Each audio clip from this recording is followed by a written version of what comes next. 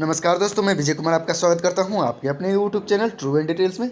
तो दोस्तों, यह हमारा सामान्य अध्ययन का प्रैक्टिस सेट 69 होगा, जिसमें हम 25 महत्वपूर्ण प्रश्न को करवाएंगे और 25 में से आप कितने प्रश्न कर पाते हो वो कमेंट बॉक्स में हमें जरूर बताएं दोस्तों। और उससे पहले प्रैक्टिस सेट 68 में जो हमने आपसे सवाल पूछा था, यानी कि HW, उसका भी जवाब हम आपको बताएंगे। तो चलिए दोस्तों, शुरुआत करते हैं आज का हमारा सामान्य अध्ययन का प्रैक्टिस सेट 69, जो कि आपके रेलवे एनटीपीसी और रेलवे ग्रुप डी के लिए काफ़ी महत्वपूर्ण है दोस्तों, क्योंकि सारे प्रश्न चुनिंदा और महत्वपूर्ण है। उससे पहले दोस्तों मैं बता दूं कि अगर आपको वॉइस में कोई प्रॉब्लम आ रही होगी तो इसके लिए हम क्षमा चाहते हैं, क्योंकि बगल में अष्टजाम हो रही है, यानी श्री राम धुनी। चलिए शुरुआत करते हैं। आज का हमारा पहला प्रश्न, जल बिंदुओं के रूप में जल की हानि क्या कहलाती है? 1 श्रवण, 2 बिंदु स्राव, 3 बाष्पीकरण, 4 बाष्पोत्सर्जन। तो इसका सही आंसर होगा दोस्तों ऑप्शन 2 बिंदु स्राव। चलिए अगले प्रश्न की ओर बढ़ते हैं। किस प्रकार के उत्तक शरीर की सुरक्षा कवच का कार्य करते हैं? 1 संयोजी उत्तक, 2 पेशीय उत्तक, 3 तंत्रिकीय उत्तक, 4 एपिथीलियमी उत्तक। तो इसका सही आंसर होगा दोस्तों ऑप्शन 4 एपिथीलियमी उत्तक। चलिए दोस्तों अगले प्रश्न की ओर बढ़ते हैं। एक गिलास पानी से कितनी कैलोरी मिलती है? 1 10 कैलोरी, 2 5 कैलोरी, 3 0 कैलोरी, 4 इनमें कोई नहीं। तो इसका सही आंसर होगा दोस्तों ऑप्शन 3 0 कैलोरी मिलती है, यानी कि नहीं के बराबर। चलिए अगले प्रश्न की ओर बढ़ते हैं। घड़ी साज घड़ी के बारीक पुर्जों को देखने के लिए किसका प्रयोग करता है? 1 संयुक्त सूक्ष्मदर्शी का, 2 आवर्धक लेंस का, 3 फोटो कैमरा का, 4 दूरदर्शी का। तो इसका सही आंसर होगा दोस्तों ऑप्शन 2 आवर्धक लेंस का प्रयोग करता है। चलिए दोस्तों आगे की ओर बढ़ते हैं। निम्नलिखित में से कौन ऊष्मा का सर्वोत्तम चालक है? 1 लकड़ी, 2 चमड़ा, 3 पारा, 4 जल। तो इसका सही आंसर होगा दोस्तों ऑप्शन 3 पारा। चलिए अगले प्रश्न की ओर बढ़ते हैं। क्रिकेट की गेंद को किस कोण से मारा जाना चाहिए ताकि वह अधिकतम दूरी तक जा सके? 1 36 से 60 डिग्री कोण का, 2 36 से 45 डिग्री का कोण, 3 36 से 30 डिग्री का कोण, 4 36 से 90 डिग्री का कोण। तो इसका सही आंसर होगा दोस्तों ऑप्शन 2 36 से 45 डिग्री कोण पर मारा जाना चाहिए दोस्तों, ताकि गेंद अधिकतम दूरी तक जा सके। चलिए अगले प्रश्न की ओर बढ़ते हैं। निम्नलिखित यौगिकों में से किसमें आयनिक बंध नहीं है?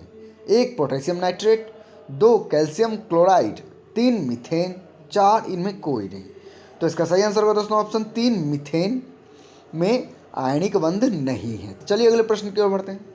किसी तत्व की रासायनिक प्रकृति निर्भर करती है? 1 संयोजी इलेक्ट्रॉन पर, 2 इलेक्ट्रॉन पर, 3 प्रोटॉन पर, 4 आवेश पर।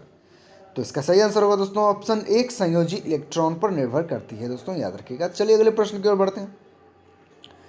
हेंस क्लेवर विधि किसके उत्पादन की व्यापारिक विधि है? 1 सल्फ्यूरिक अम्ल की, 2 ब्लीचिंग पाउडर की, 3 कास्टिक सोडा, 4 नाइट्रिक अम्ल। तो इसका सही आंसर होगा दोस्तों ऑप्शन 2 ब्लीचिंग पाउडर की। चलिए अगले प्रश्न की ओर बढ़ते हैं। कंप्यूटर संक्षिप्ताक्षर केबी का सामान्यतया पूर्ण रूप है? 1 कर्नल बूट, 2 किट बिट, 3 की ब्लॉक, 4 किलो बाइट। तो इसका सही आंसर होगा दोस्तों ऑप्शन 4 किलो बाइट। केबी का सामान्यतः रूप होता है दोस्तों किलो बाइट। चलिए अगले प्रश्न की ओर बढ़ते हैं। किस महीने में मौर्यों का राजकोषीय वर्ष आरंभ होता था? 1 माघ के महीने में, 2 फाल्गुन के महीने में, 3 आषाढ़ के महीने में, 4 अश्विन के महीने में। तो इसका सही आंसर होगा दोस्तों ऑप्शन 3 आषाढ़ के महीने में, जिसे हम लोग जनरली जून जुलाई बोलते हैं। चलिए अगले प्रश्न की ओर बढ़ते हैं। महात्मा बुद्ध किस क्षत्रिय कुल से थे? 1 कौलिल, 2 कौशल, 3 यांत्रिक, 4 शाक्य। तो इसका सही आंसर होगा दोस्तों ऑप्शन 4 शाक्य क्षत्रिय कुल से थे महात्मा बुद्ध। चलिए अगले प्रश्न की ओर बढ़ते हैं। पागलपंथी विद्रोह वस्तुतः एक विद्रोह था? 1 कोलियों का, 2 गोंडों का, 3 गाड़ों का, 4 भीलों का। तो इसका सही आंसर होगा दोस्तों ऑप्शन 3 गाड़ों का। चलिए अगले प्रश्न की ओर बढ़ते हैं। 1857 का विद्रोह कहाँ से प्रारंभ हुआ था? 1 मेरठ से, 2 दिल्ली से, 3 इमेसी से, 4 कानपुर से। तो इसका सही आंसर होगा दोस्तों ऑप्शन 1 मेरठ से प्रारंभ हुआ था 1857 का विद्रोह। चलिए अगले प्रश्न की ओर बढ़ते हैं। उपराष्ट्रपति पद की अर्हता के संबंध में क्या सही नहीं है? एक भारत का नागरिक हो, सही है। 2 35 वर्ष की आयु हो, सही है।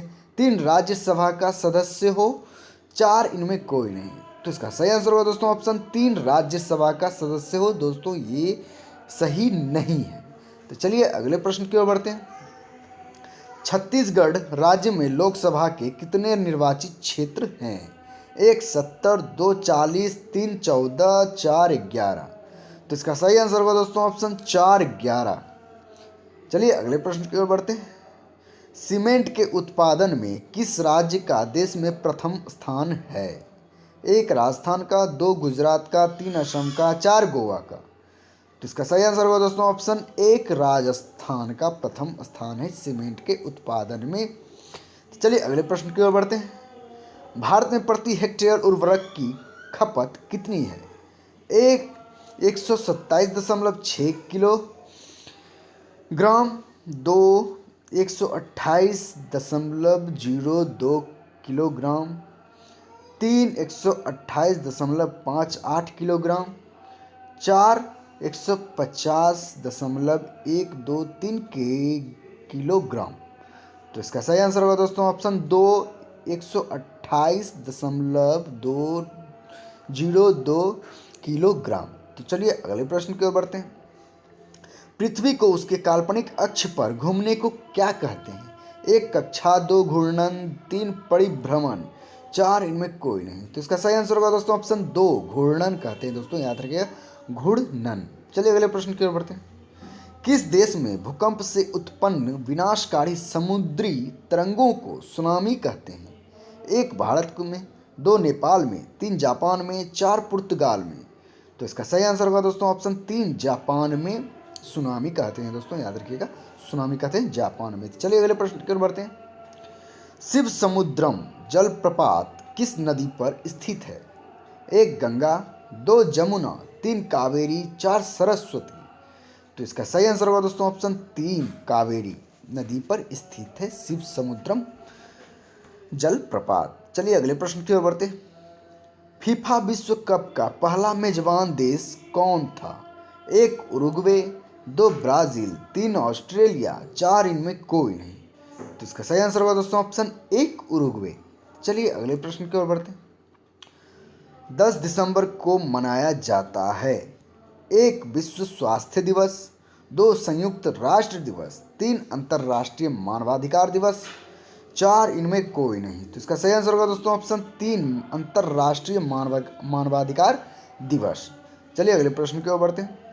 हितोपदेश नामक पुस्तक के लेखक हैं 1 नारायण पंडित, 2 विष्णु शर्मा, 3 नागार्जुन, 4 इनमें कोई नहीं। तो इसका सही आंसर होगा दोस्तों ऑप्शन 1 नारायण पंडित।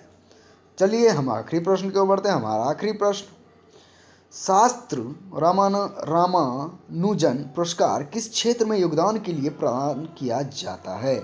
1 नृत्य, 2 गणित, 3 साहित्य, 4 रसायन शास्त्र।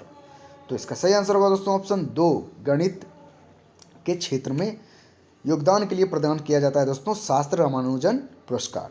चलिए दोस्तों जो हमने आपसे सवाल पूछा था उसका जवाब बता देते हैं। सवाल पहले देख लेते हैं सवाल क्या था। सवाल था दोस्तों, किस वैज्ञानिक ने सर्वप्रथम बर्फ के 2 टुकड़ों को आपस में घिसकर पिघला दिया? तो इसका सही आंसर होगा दोस्तों ऑप्शन 1 डेवी ने। चलिए हम आज के प्रश्न को देख लेते हैं। आपके लिए जो प्रश्न है देख लेते हैं। प्रश्न क्या है आपके लिए दोस्तों? आपके लिए एक प्रश्न है निम्नलिखित में से कौन सा शब्द भारत के संविधान की उद्देशिका में नहीं है? तो ऑप्शन आपके सामने है दोस्तों। 1 लोक कल्याण, 2 समाजवादी, 3 प्रभुत्व संपन्न।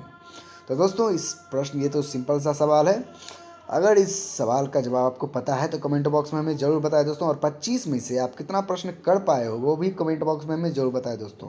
अगर दोस्तों वीडियो पसंद आया हो तो कृपया लाइक करिएगा, शेयर करिएगा और मेरे चैनल को सब्सक्राइब करके बेल आइकन को दबा दीजिएगा ताकि जितने भी इस प्रकार का वीडियो डालता हूँ उसका नोटिफिकेशन सबसे पहले आपको पहुँचेगा दोस्तों। चलिए आज तक के लिए इतना ही। बहुत बहुत धन्यवाद। जय हिंद, जय भारत।